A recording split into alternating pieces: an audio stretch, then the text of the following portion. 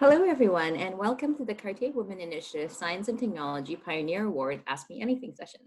Today, I'm joined by Thomas from Hello Tomorrow. Hello. Hello, Thomas.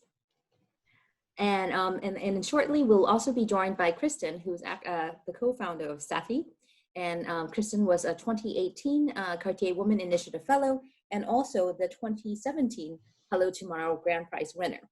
So we're very excited to be joined by Kristen so that she can also share with us some of her personal experience.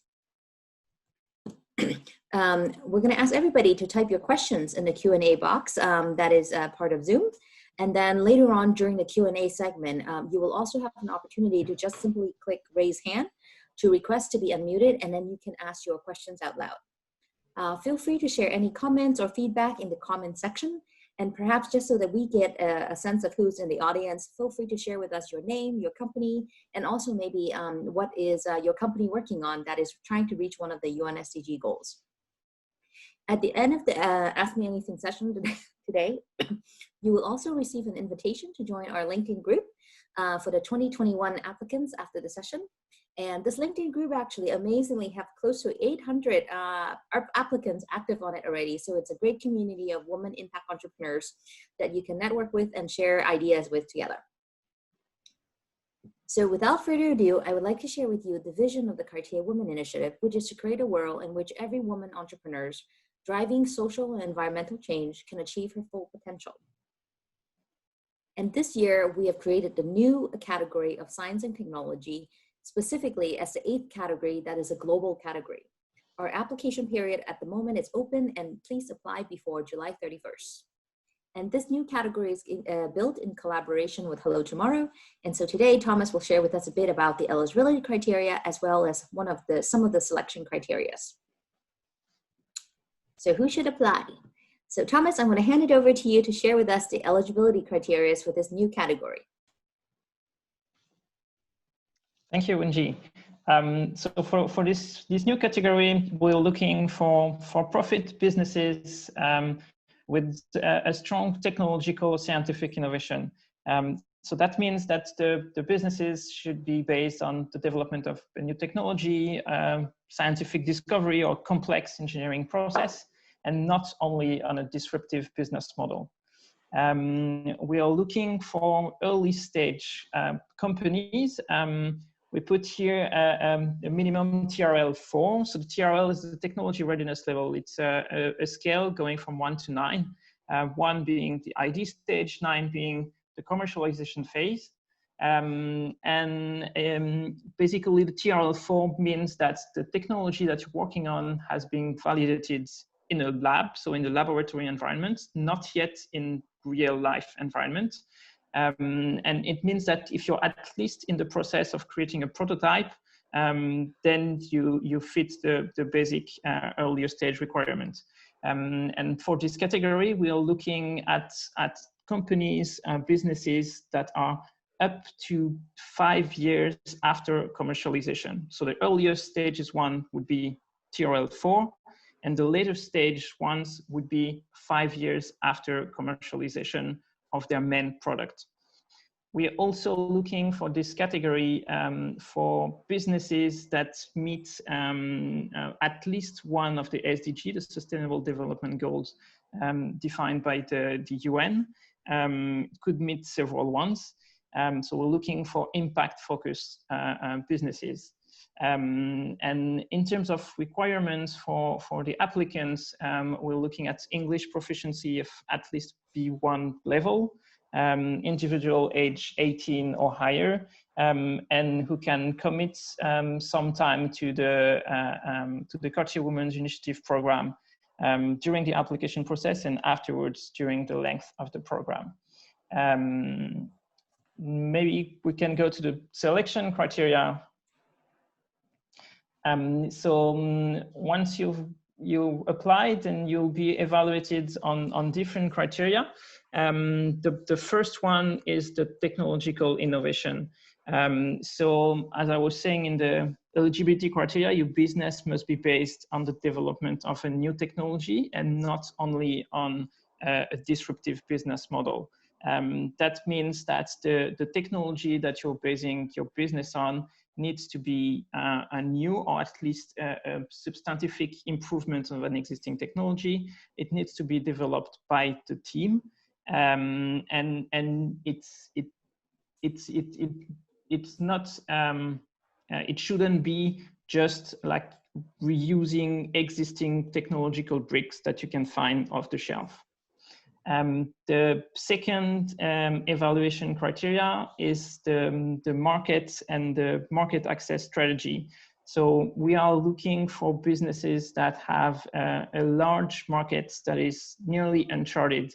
And we're looking for businesses that have a clear competitive advantage against their competition, and or that can completely create a new market or completely disrupt a market, as this is often the case for science, technological-based companies.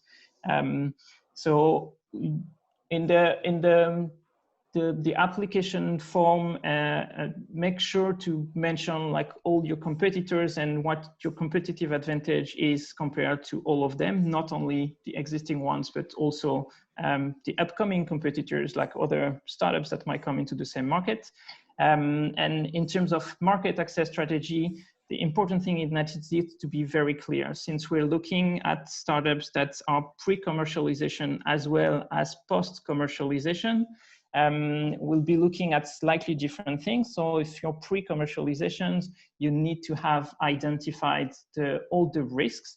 Like for instance, will the market be regulated, or is the market being regulated, and how will you address that? So all this needs to be clearly identified, and you need to know exactly like who your clients will be, how you will address these clients. And if you're post-commercialization, then we'll be looking at a bit more traction indicators on how you enter the market and how you're doing on the market. The third selection criteria that we're using is the business model sustainability and the development plan. So we're looking for scalable, realistic, sustainable, and well-defined business models. So same as the previous criteria, we'll be looking at slightly different things, whether you are pre-commercialization or post-commercialization. Basically, if you're post-commercialization, we'll be looking a bit more at the traction indicators and KPIs and your revenues. If you are pre-commercialization, we need to see that you have a very clear and very well-defined development plan, so that you know exactly like how you will reach commercialization, how you will go from developing a prototype to industrialization to commercialization, how much money you will need to raise, what's your plan for doing so. So basically all the steps along the way. So it needs to be very clearly defined in the application form. And when I mentioned for those past two criteria that we're looking at slightly different things for pre and post commercialization startups, like no one has a better chance of being selected than the other. So whether you're pre-commercialization or post-commercialization, you have the same chances of being selected for the program. I let Wingee go on for the next criteria. Sure, fantastic. Well, thank you, Thomas. So yes, our fourth criteria is embedded social impact, and this includes social and environmental impact, just to be clear. And so this is important for us because, as you know, one of the key eligibility criteria and the mission of the Cartier Women Initiative is to leverage business as a force for good. And so what we're looking for here is businesses that have created a business model and businesses that is surrounding with specifically a purpose of creating social and environmental change. And so what we like to see is that impact that you want to create is embedded within your overall business. Number 5 is leadership and character. And here we are looking for the character of the founder as well as the senior management team. And rather your senior management team has built out to fulfill the different skill set that's needed for your business. We also focus here on the values that aligns with Cartier's values. So someone who is open-minded and has generosity, sharing, have respect for others, and had rigor in their work. Our sixth criteria is the quality of submission. And so here we're looking for how much dedication you have had in terms of the application form, rather you have taken the time to really share with us what your business is about in a clear and succinct manner. And as the application and program evolves, there will be other additional collateral and content that we collect from you. And so again, this criteria help us evaluate how those content is presented. The last but not least is actually the commitment to the Cartier, to the vision of the Cartier Women Initiative. And so here we're looking for women entrepreneurs who wants to be part of a community of women entrepreneurs that's creating social change and wants to inspire others and be a good model, role model to others. And so that's the seventh criteria. And so with that, I think we've covered the respective selection criterias. And let us perhaps move on to sort of the Q&A session. Oh, and here we actually have Kristen on the line. Hello, Kristen, how are you? Oh, you're on mute. Hi. Sorry. Hello, hi. So yes, thanks for joining us. And so far, Thomas and I have just covered and Thomas is from Hello Tomorrow. So you have been, you're a very, very special fellow because you were both in the Hello Tomorrow program and the Cartier Women Initiative program. So you were the perfect person for us to reach out to share a bit about your experience. Kristen, can you tell us a bit about your business and how it is at the moment? Yeah. Well, thank you for having me. So I'm one of the co-founders of Sati, and we make 100% biodegradable and compostable sanitary pads that are good for the body, community, and environment. We're based in India, in Ahmedabad, and we were really excited to be the 2018 Cartier finalist for Asia, and then the 2017 Global Hello Tomorrow Challenge winner. So yeah, we kind of bridge, I guess, both in a way. So very excited about that. In terms of where we are today, we've been scaling our business. So over the past couple of years, we've really increased our team size, our production capacity. Right now, we're looking to scale even further. So we're currently raising funds in order to do that. But we've really gotten a lot of great support, both from Hello Tomorrow and Cartier over the past couple of years, including kind of sharing our story to a broader audience. So it's been a great network. Both of them have been a great network to be part of. Fantastic, great. And so what might have been some key lessons that you have learned in both, rather as the Cartier Women Initiative program or the Hello Tomorrow program that really help propel your business? Yeah, so in Hello Tomorrow, so we did that one first. And I think for us there, I mean, pitching in kind of a high pressure environment is a good practice for pitching to investors, and later down the line we did a couple other presentations and things like that. So that was really good practice. And the 3 minutes it seems really short, but sometimes you can say a lot in 3 minutes. So that was really great. And then in terms of Cartier, because it's a much more involved program, it's a bit more individualized, I don't know, or personalized, but basically because you have a cohort of other peers, it's pretty amazing to not only meet the other peers and learn about what they're doing, but also get a lot of mentorship in terms of your business plan. And then there's a whole week-long program and even an INSEAD program as well. And I think the INSEAD program was quite helpful. And again, you get to meet another group of 30 people in your class. So I think that was just a great experience. Yeah, well, hopefully that's one of our goals and ambitions, to surround you with many other social entrepreneurs and environmental impact entrepreneurs, so that you feel like you're in a community and that there's many people who are with the same ambition. Yeah. What about so maybe share with us, since this webinar specifically is focused on this Science and Technology Pioneer Award, and can you share with us a bit about your thoughts around women in the role of science and technology and innovation and pioneering work, and really have you leveraging all of that work towards as a force for good in creating social change. Tell us a bit about that. There's not many women in this area, so. Yes. since I was little, I always I was always interested in women in STEM. I did go to like a more kind of liberal arts high school. And so being interested in engineering or robotics, it was a little bit kind of out of the norm.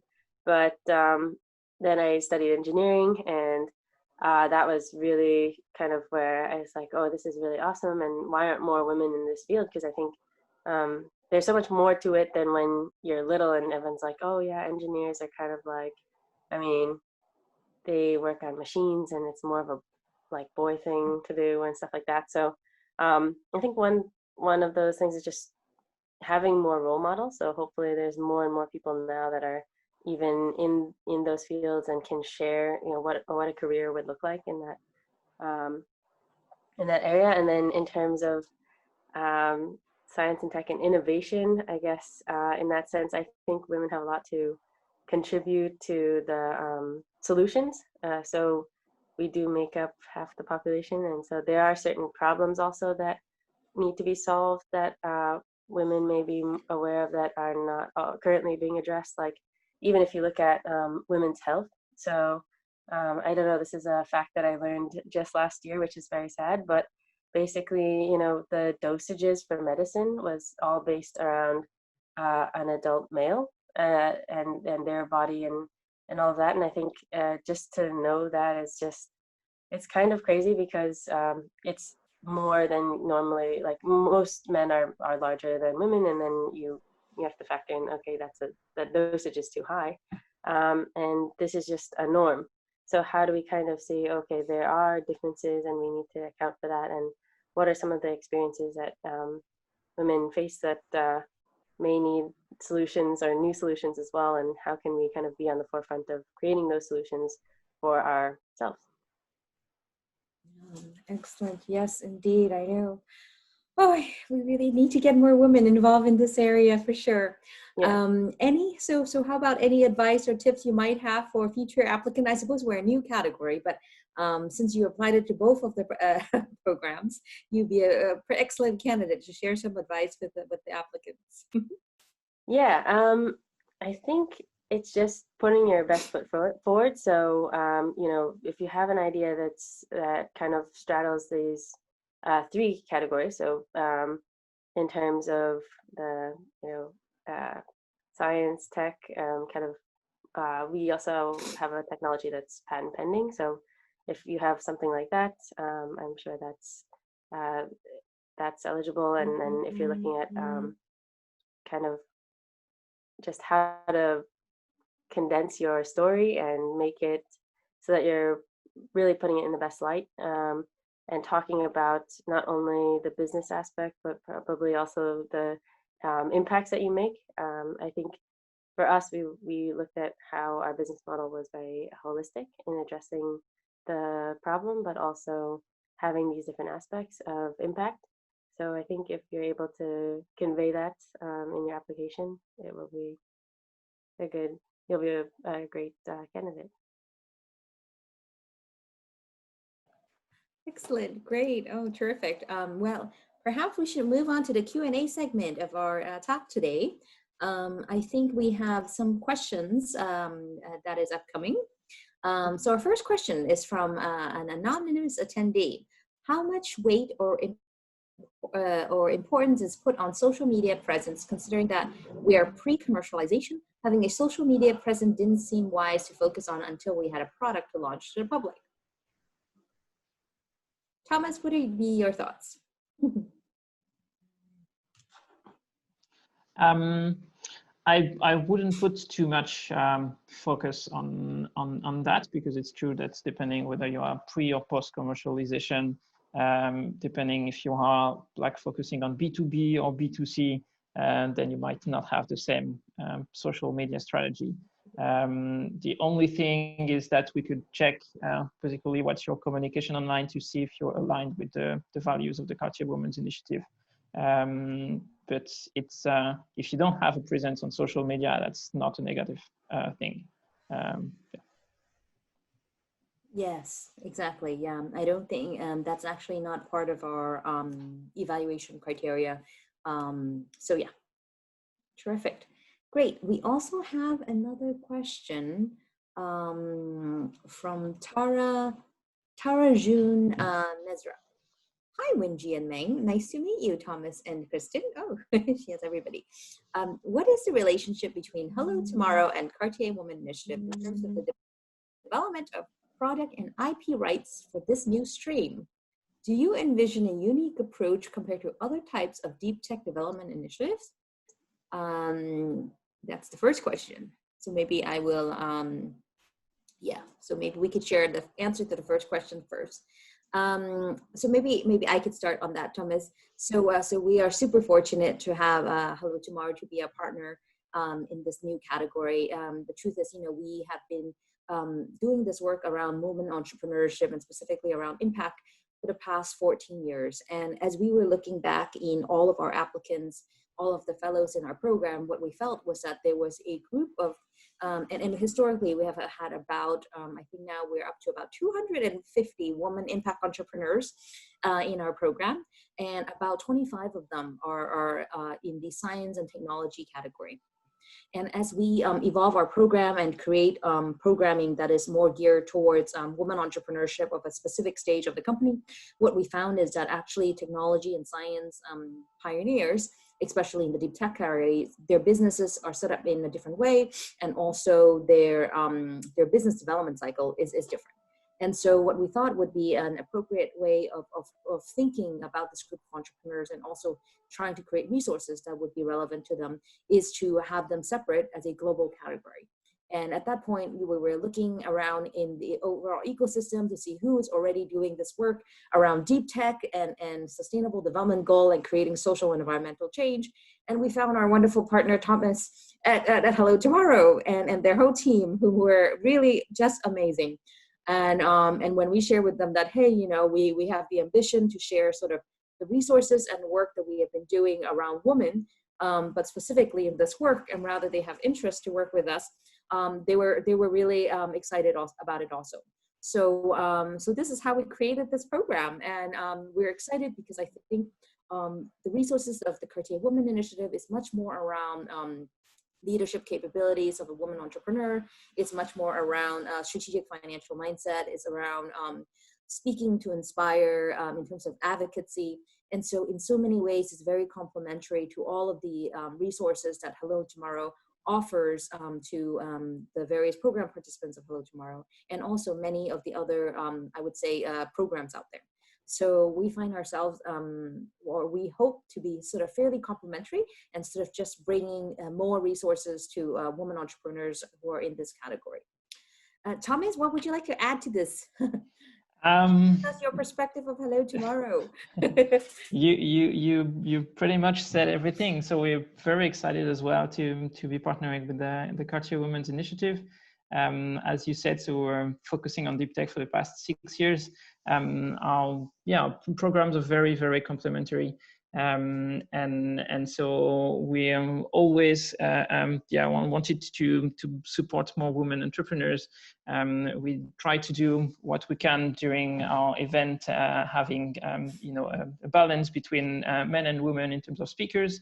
And the competition that we're running, we don't have any specific category for women. It's open to everyone, and we see that the percentage of women in deep tech in the application that we receive is it's actually quite low. It's around 20-25%, and we want to change that. And we think that the Cartier Women's Initiative is it's actually a great program to support women and to actually make more women interested in science and in creating science-based businesses. So yeah, we're really excited to be working together. As for the specific question in terms of development of products and IP rights, I don't really understand, because we're not taking any IP on the products and the technology that the businesses are developing. So we intend to stay from this program just a catalyst for women entrepreneurs in science. Yes, exactly. Perfect. Great. And the second part of sorry, I'm sorry, the question has skipped. I'm sorry, hold on, let me just look back for your question. Oh, sorry, second part of Tara June's question. So TJ in Ottawa, my co-founder is Rima Al-Sheikh, is on the Ask Me Anything session by phone. We're developing a deep tech approach to on-device training for machine learning using elements of edge, federated AI, multi-party computation, etc., to ensure data never leaves the user device. I think, so there's no second part to this question. I'm sorry. I think this is just TJ describing who was asking the question. Oh, fantastic. Great. Well, TJ, we look forward to your application. Okay, sorry. Now on to the next question is Shiobon from, she would like to inquire about the eligibility for Science and Technology Pioneer Award. And we have conducted years of research into our technology, but have only recently set up a company, March 2020. As we are developing a disruptive medical device, we have many more years of research and development ahead of us before commercialization. Doesn't matter when you have incorporated. We're 2 women co-founders. Can we both apply or just one?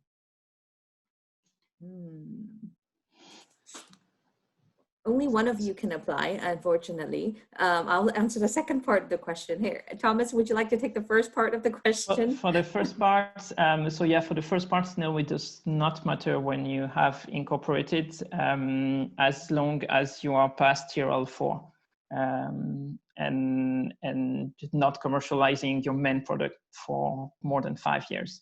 But because we know that for deep tech startups, the incorporation can depend on your your funding and everything. A lot of startups starts in research labs and not get incorporated until much later than traditional startups. So we don't have a specific limit for the date of incorporation for this category. Great. We also have a question from Saba. Oh, I know you said technology readiness level 4 is a minimum. Do you make any exceptions? I'd say unfortunately no.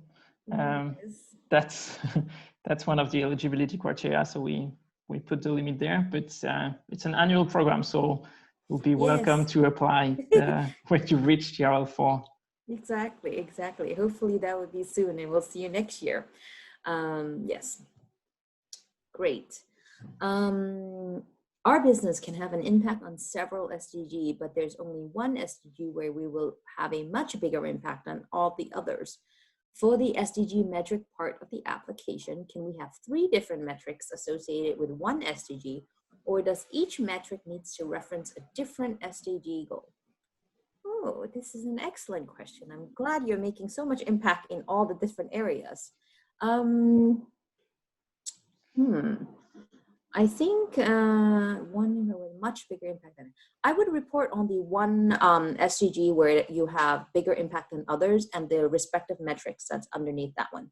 I think ultimately, the questions around embedded social impact is to sort of understand a bit about how embedded the impact you have is within your overall business. And so the more depth you can show in terms of how you've been thinking about it as it pertains to different areas of your business, I think the stronger will be in terms of how your embedded social impact or environmental impact will be.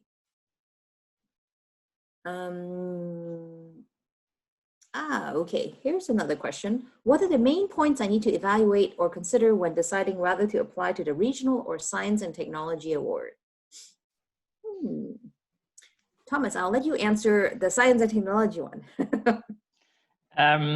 So the difference between the two, so the eligibility criteria are a bit different in terms of maturity of projects, of businesses. We are looking for slightly, like if you are pre-commercialization, you can't apply in the regional categories. There are also limits on the amount of funding, on revenues for the regional categories. But at the end of the day, the difference is whether your business is based on on technological innovation or more on a business model innovation. So if your startup is heavily focusing on technology, on science, then you should go for the Science and Technology Pioneer Award. And if not, and if you meet the eligibility criteria for the regional awards, then you'll go to the regional awards. Yes, indeed. I think I would agree with what Thomas just mentioned. Checking your eligibility criteria, see which one you qualified for, and then really determine based on the nature of your business which program is a better fit for you. So as we have a group of about 34 of us today on this call, I think we have a chance to perhaps actually have folks participate in the conversation and also just raise your hand to ask questions out loud as opposed to using only the Q&A box. And of course, if there's any questions for Kristen, that would be terrific as well, because I think this is an excellent opportunity to ask someone who has been in the shoe, how the experience was and how her current journey is going. And so feel free to raise your hand, and I think our moderator will help us with unmuting you. Wingee, also, should I mention a little bit, like in terms of SDGs being integrated, I don't know if, should I mention a little bit about how ours? Oh, yes. Yeah, that would be terrific. Yeah. So I guess one of the things is if we look at kind of how our business model is structured, our impacts are built into the model. So as our business grows, our impacts will grow. So hopefully this is a good example for what you're looking for. But in terms of kind of every aspect of our supply chain, so starting with raw materials, we're working with banana and bamboo farmers. And so we're able to use their agri-waste in order to process that for our product, which provides the farmers with additional income. The second area is where we have an all-women staff in our manufacturing unit. So again, working on empowering women, and they're able to, again, have an additional income to send their kids to school and things like that. And then if we look at the health aspect, so kind of more along the lines of SDG 3 and 6, we're able to provide our products to women in rural parts of India through our NGO partnerships and our 1 Million Pads program. And then the fourth area is more along the lines of environment, so 13 and 14, SDG 13 and 14, and really looking at how do we reduce plastic waste and reduce CO2 emissions. So everything kind of along the, I guess you could say, life cycle of the product is kind of integrated with these different SDGs to make sure that we're having the most impact possible. And we do regularly measure our impact. So we are updating the numbers and trying to ensure that we're able to communicate that to our stakeholders. Oh, fantastic. And Kristen, might you, I don't know which impact framework you use, but might you be using the IRIS Plus metrics, or actually the metrics you have used are some ones you have customized yourself? Yeah, we've actually customized it ourselves, but we are looking into the IRIS Plus metrics as well. But we have kind of customized it because we're doing a lot of calculations in order to figure out exactly, what was our impact with the plastic and CO2. Okay, fantastic, great. Oh, we have another question from Tarjun Nezra.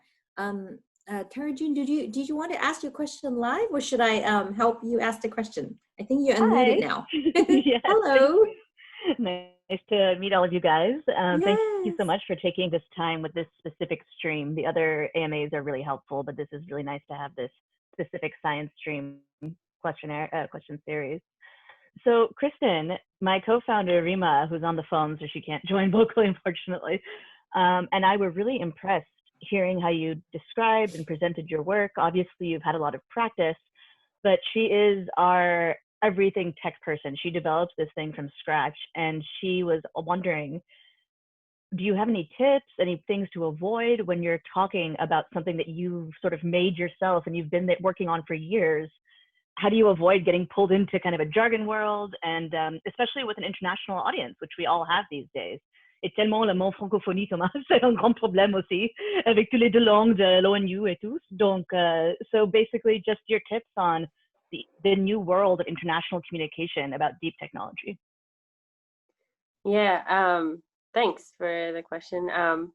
In terms of not getting too bogged down in the details, I think that took us a little bit of time early on. Just, we're really excited, want to tell about the whole product and all these things, but we have to condense the main point right away because I don't know if you've been doing any PR or anything, but with the sound bites and everything, they want something that's easy to share and for other people to also share or understand.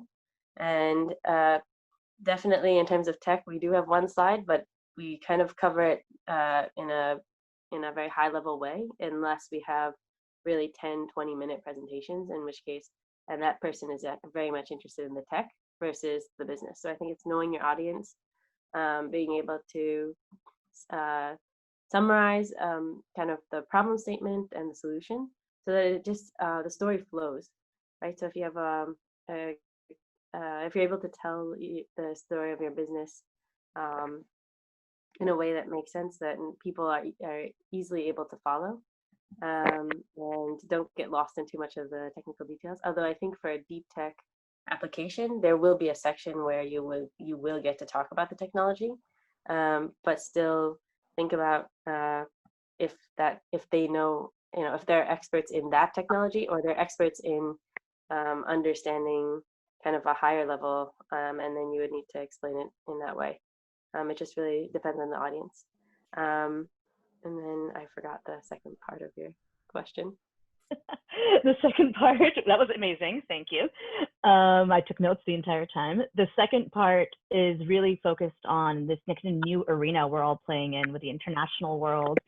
And we have French, we have English as the languages of the UN, and being able to speak in both of those is helpful, but there is a universality that is expected. And does part of tailoring your message to your audience include when you're speaking to people who have, 20 different first languages in the audience, and you're kind of choosing between French and English and trying to get a best average going? Interesting.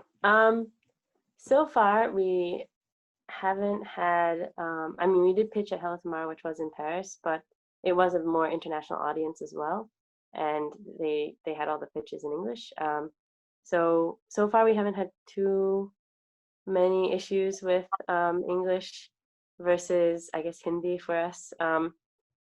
But I think in terms of the messaging, I think one of the things is just the context. So the context of the fact that we're working in India and what are the problems that we're facing in India. Yes, sometimes it feels like you have to almost like when you summarize the problem statement, it's like, oh, this one sentence doesn't cover it all. But it gives just enough for someone to be able to ask you a question if that's their main point of interest. So I think that's another thing is, especially if you're pitching to judges or anybody really, investors, some stakeholder and things like that, you really want to just kind of give them a taste so that they will pick up on the one part that they want to ask you much more about. And it's better that they have questions because that means they were paying attention than if you're just like talking forever and then they get bored and distracted and lost. So.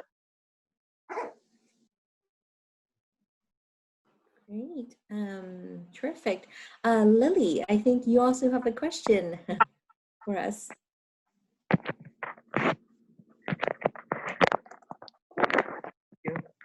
Hi.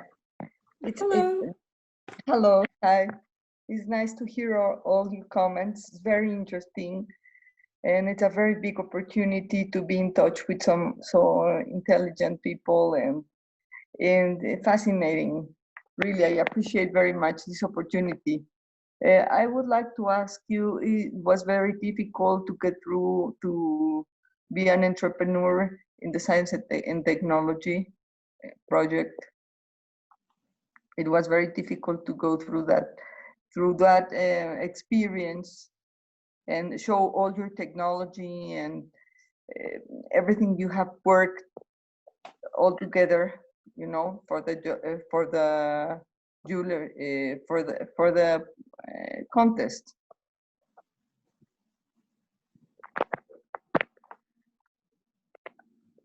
I don't know if you can hear me. Oh, so Lily, you're asking rather it was very difficult. Rather it was very difficult for Kristen to go through the whole program.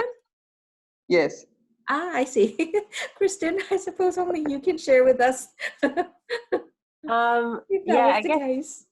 Yeah, I was actually just thinking a little bit also about the process of developing a technology, and then kind of at what stage would you want to apply to something like Cartier or Hello Tomorrow or this joint initiative? Because I think depending on what you're working on, like for us when we had applied, we were kind of in the launch stage of our product, which was really great because it comes with a lot of media coverage, and you're getting your message out there. And so I think for us, like having it at the stage where we could actually say, okay, great, can you is there any call to action? So could you either share our story, or can you purchase our product? Versus being kind of at the earlier stages. I think in the earlier stages it's also really great to look at some of, like, if you're very, very early stage, like government grants, because for deep tech, government grants also span a long period of time and provide a bit more funding, because they realize this is where they want to have that tech development in their country. So I think that helps a lot. For the process, yes, there were definitely a couple stages of the process in terms of selection. I think, again, it starts with the application. So that's kind of like your resume. When you're applying to a job, you just put in your resume, and depending on if you've met the criteria and everything, that's kind of the first step. But in the second stages, they get to know you a bit better. And then once you get in, it's kind of just going through the program is really, I think it's worth it, worth all the efforts. So. Thank you so much. Mm-hmm. Thank you for your question, Lily. Yeah, I mean, we always felt like, one of the reasons why we put in the eligibility criteria the time commitment dimension is because, we really believe what you get out of the program is how much time you are able to dedicate to it. So we wanted to make sure that people had sufficient time to do that. And of course, we understand running a business, and especially in science and technology, can be time consuming, let's just say, and a lot to juggle already. So do this when you're ready, and then do this when the program makes most sense to you. Great. I think next we have a question from Saba. Saba, can you hear us? I can. Hi, everyone. Thank you very much for your time. It's really nice to listen to people who have aligned missions. Thomas, you've already said no to me, so I won't take it offensively because we're not ready yet. But actually, I advise a couple of females on their journeys, on their scientific journeys, and they all have other companies that they're formulating in different areas of women's health. And I've just been on email with one of them. She unfortunately couldn't join today, but the question is more of a generic question about the application process. So she's already started the application process, and she said she's finding it very long and in some parts a little bit challenging. So this is two questions. Number one, is there anyone that can help with the application process if she has any questions? And number two, there are apparently quite a few questions about revenue. And if she is already at that technology stage, so I think she's actually at the right stage to apply. However, they are pre-commercialization. So is there any issue if they're not yet revenue generating? And I'll report back to her or send her the recording whenever we're ready. Thank you. That's so nice of you, Saba, to relay her question. Thomas, I'll let you answer them. If you have specific questions, if anyone has specific question, don't understand anything from the application form, they're welcome to ask question on the LinkedIn group or send us emails. We will not be able to take you by hand to fill out the application form, but we're happy to answer any specific question. And as for your second question, as I was mentioning in when talking about the eligibility criteria and the selection criteria, for startups that are pre-commercialization, we will not be looking exactly as the same, the same items, and actually the same questions and the same metrics and the same KPIs that post-commercialization startups. So it's not a problem if you have to enter zero in some cells in the tables when talking about your current revenues. because if we decided to open this category to startups that are pre-commercialization, that means that they have their chances of being selected as well as the ones that are post-commercialization. So it's not a problem if for some questions you don't already have the answer, and you don't already have revenues, you don't already have traction because your product is not on the market. It's not a problem at all. So what we'll be looking for a bit more for pre-commercialization businesses is really if you have thought of everything in terms of development plan, on market access strategy, if everything is clear in your head on how to get there. That's great. Thank you, Thomas. I thought so. I just wanted to relay that exactly. Thank you. Yeah, You're and welcome. Saba, just to mention, I think this hasn't been shared yet, but soon enough, I think our program manager, Gabrielle, will be sending everybody who has registered on the application portal but have not completed their application on the fact that we will have some time slots available for 10 minutes office hours. So we won't be able to go over the entire application, but this is for those who have registered on the application portal and started their application, but something is sort of making them stuck in the application process. And so a few of us will be sort of spending these, I think, marathon days of one-on-one 10-minute application office hours with you. So when that goes out, please ask her to sign up for one if she has outstanding questions. I will. That's great. Thank you. Thank you both.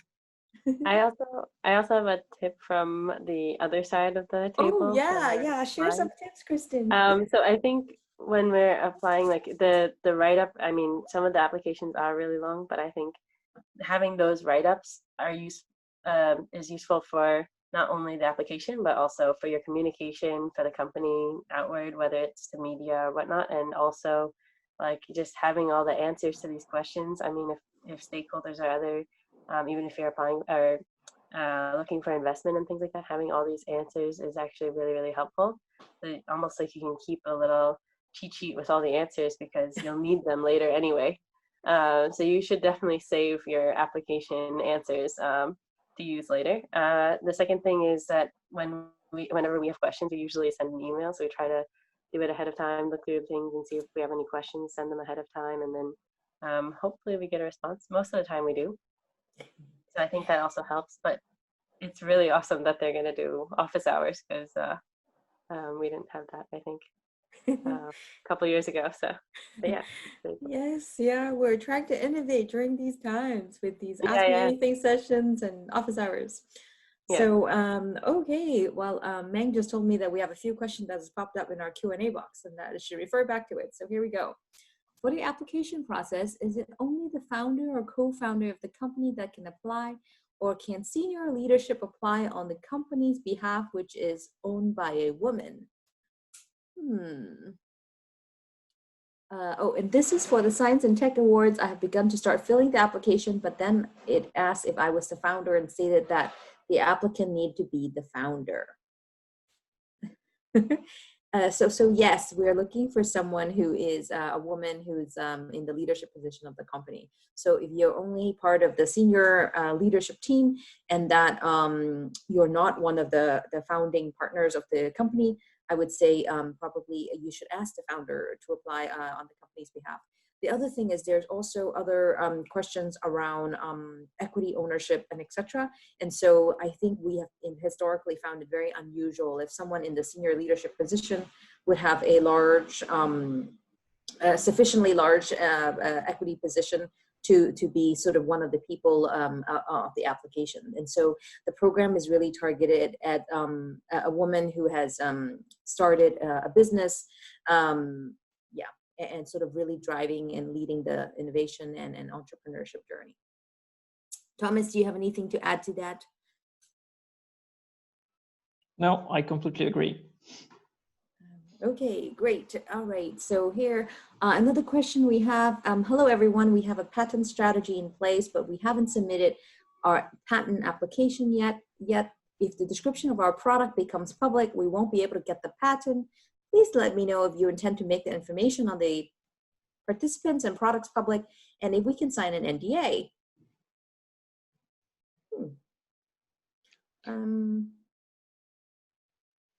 So do you want me to reply? Yes, Yeah, Thomas. sorry. Sorry. I've gone so used to the virtual environment. I'm looking at you. So like everyone looking at the applications will sign an NDA. You can actually ask and we'll just send an email to the Cartier Women's Initiative, and we'll send you an example of the NDA so you can know exactly like who has access to the information and what they will do with it. And it's on the FAQ as well. There's a list of basically everyone who's accessing that. So the partners of the program, some subcontractors, managing the platform. Confidential information won't be made public for everyone to see. I mean, I think what will be in the public eye is one, if you have to make it into the program, and it's more of a description of your business, and of course will also allow you to have an opportunity to review it if this is sort of a sensitive subject on how you would like to be represented and etc. So I would not be worried about that to hinder you in your application. So. Great. Our next question. Oh, here's interesting. Hi, we are a company that's founded and owned by 4 women with different skill set. The application seems to only have space to describe 3. Is it possible to add the 4th member somewhere else? What do you think? Where would be the best place to put this, Thomas? Honestly, I have to review exactly how it's done on the application form. Maybe you can squeeze that information in. I think it's a table with 3 lines. So maybe you can put both names or like two people on the same line. Yeah, potentially. Or if it's, I would say if there's different share equity ownership, then maybe list the top 3 largest shareholder. And then actually in the attachment section of the application form, I think we also provide the latitude of one uploading a presentation of your choice. And in that presentation, perhaps include your org chart of the 4 women. And then it will be, clear on the fact that you have a 4-woman founding team. And then otherwise, I think there's also an opportunity to attach an attachment. And in that attachment, you can also include more specific team-based information if that's something that, you think it's really important to communicate. But yeah, I like the squeezing 2 names on 1 line strategy too. So, yeah. Oh, here's a question from Tara June again. From the Cartier perspective, how do you envision the science stream interacting with the regional fellows? Will there be opportunities to connect with them? Oh yes, of course. This is the whole purpose of creating this new category and the whole community. So you will have opportunities to, of course, connect with the other 7 regional award categories, of which hopefully you'll meet other women in your areas or maybe other women that you can collaborate with. And then after the year-long fellowship, you will also have opportunity to hopefully virtually connect at least with all the other women who has ever been part of the Cartier Women Initiative, such as Kristen. So so that would be terrific. Great. Here's one more question. Could you please let me know how many team members have to participate in the program? I think maybe by this you mean as in part of the fellowship program. And so, there's 1 applicant to the of the program. And so that's the person who participates in the program.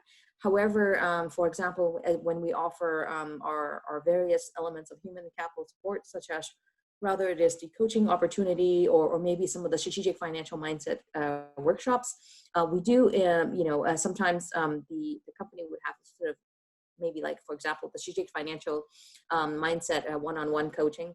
A lot of times the founder would also invite the CFO to join together so that they can both sort of go through the curriculum, and that's certainly welcome. So so this is sort of, but that's optional. It's not required. And we have 1 more question for Kristen. How do you participate in 2 contests at the same time? I suppose yours was different times though, right, Kristen? Oh, yeah. The Hello Tomorrow was in 2017 and Cartier was 2018. So I guess that was they were separated by Yes. yeah, like some time. So also for Hello Tomorrow, it was like a little more culminated at the event, and then for Cartier, it was more of a once you got in, there was a program post that. So they're kind of opposite directions, kind of in terms of the participation as well. Thomas, you were saying something? Sorry. No, I wanted to ask, did you reuse some of the information? Because you were mentioning that it's always useful to have, to spend time process, like in filling out the application form. So did you reuse some of the information that you put for, well, Hello Tomorrow first to when applied to the Cartier Women later? Well, we have to, I mean, I think we have to update like, you know, all the statistics and everything. I think one of the things though is in terms of communication, when we're communicating about our company, there has to be some kind of more standard communication. So we've even updated since then, like very recently we've been looking at how do we kind of summarize what we do in one sentence or two sentences, and try to like give a hint. And we've gotten a lot of feedback also. Does this make sense? Does that make sense? It's not like we just take everything from the old application and put it in the new one, but there's a lot of like kind of, if you think about brand communication, your brand has to have the same, you know, kind of little blurb about the company. So that basic thing needs to be consistent. Otherwise, if you kind of change your description of your company every time you write something to somebody, then it just makes you sound a little crazy. So you need to have consistency basically with it, how you communicate about the company. And then there's other things, of course, that are separate to the different people that you're talking to. So again, about the audience, like if you're talking to someone about kind of which aspect, like deep tech aspect, then you want to focus on that versus more kind of if you look at impact or, you know, that sort of thing. Great. So we have a question from Carla. She asked if she meets the eligibility criteria to apply for both the regional awards and the Science and Technology Award. Is this something to decide myself, or if I apply to the regional awards, you redirect my application to Science and Technology? Thomas? So you have to decide yourself. And we can't redirect your application from one category to the other because the application form are not the same. So we're not asking exactly the same questions, and also because the eligibility criteria are not the same. Great. Last question for Kristen. Can you share a bit about the metrics you created for your company and those in relation to the SDG and IRIS metrics?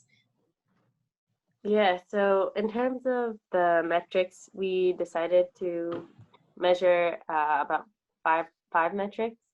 One is the amount of income we're able to increase for farmers.